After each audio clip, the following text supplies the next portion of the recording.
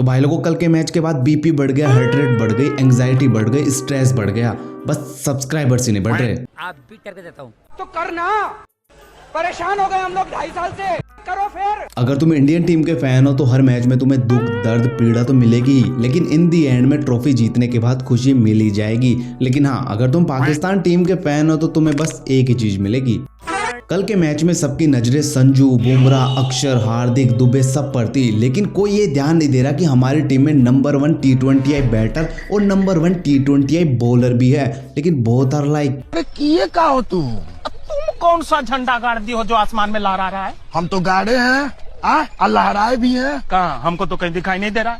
अभिषेक भाई, मैंने आपको कहा था कि आपके पास 2 मैच है विलन से हीरो बनने का, लेकिन लगता है आपने वीडियो नहीं देखी। वैसे कोई नहीं देखता।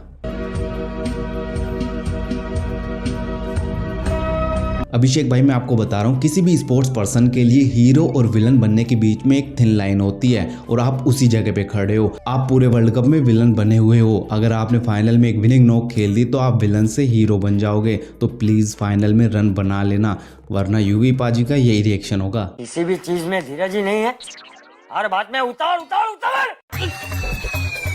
Sanju Samson, he is a mixture of Rohit, Virat and Dhoni. मैं बताता हूँ आपको कैसे। वेस्ट इंडीज के अगेंस्ट चेस में काम और कंपोज होकर उसने विराट कोहली वाली झलक दिखाई और उसके बाद एक काम composed wicketkeeper batter MS Dhoni की याद दिलाता है। और कल वाली इनिंग्स को देखकर पूरी सेल्फलेस वाली वाइब्स आ गई, और सेल्फलेस तो सिर्फ हमारे रोहित भाई ही हैं। Thank you.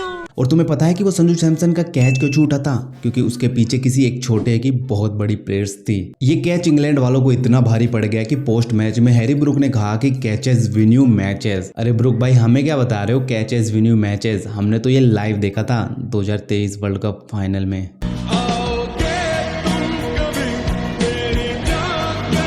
संजू के अलावा बैटिंग में हार्दिक, तिलक, ईशांत सब ने अच्छा कंट्रीब्यूट किया, और हर बार की तरह एक बंदा फिर से अंडररेटेड रह गया, और वो है मेरा भाई शिवम दुबे। भाई को नंबर 4 पे भेजा गया और भाई ने 25 बॉल में 43 रन्स बना दिए। हाँ, संजू के पास इस मैच में सेंचुरी करने का पूरा मौका था, लेकिन हमारे दुबे भाई के पास 50 करने का मौका नहीं था, क्योंकि सामने हार्दिक पांड्या जो था। मैं गिरा होया बंदा जमा नीचे बल्ली है। अगर किसी के साथ इंजस्टिस होता है तो वो है हमारे दुबे भाई। इस पूरे टूर्नामेंट में सामने वाली टीमों के बॉलर्स उन्हें इतनी बार आउट नहीं कर पाए जितनी बार उनके खुद के प्लेयर्स ने रन आउट करवा दिया।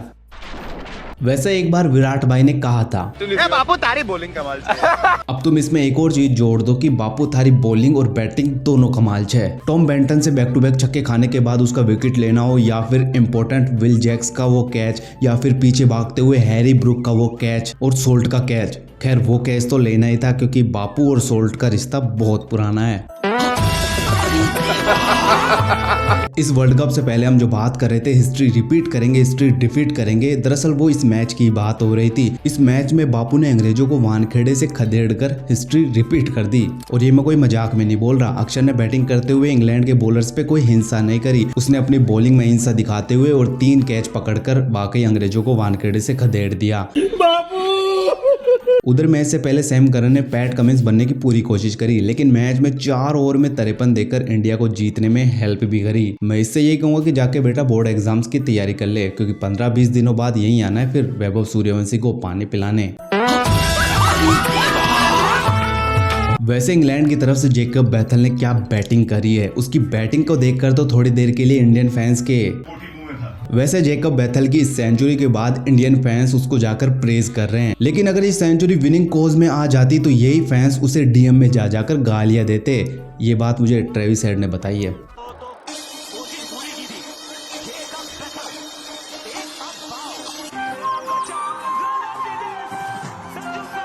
सच बताना, एक लेफ्टी बैटर को नॉकआउट मैच में इंडिया के अगेंस्ट सेंचुरी मारते हुए देखकर 19-11 का ट्रॉमा याद आया था या नहीं आया था? कौन कह रहा?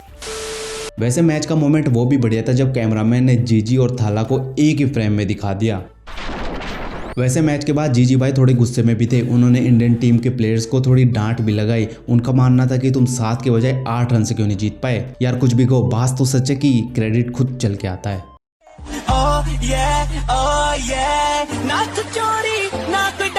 खैर, फाइनल्स में तो हम पहुंच गए, लेकिन थोड़ा डर भी लग रहा है। नहीं, न्यूजीलैंड टीम का नहीं, अहमदाबाद स्टेडियम का। खैर इसी नोट पे इस वीडियो को यही खत्म करते हैं। अगर अच्छी लगी तो लाइक कर देना भाई, चैनल को सब्सक्राइब कर दो यार, 1000 सब्सक्राइबर तो करवा दो कम से कम।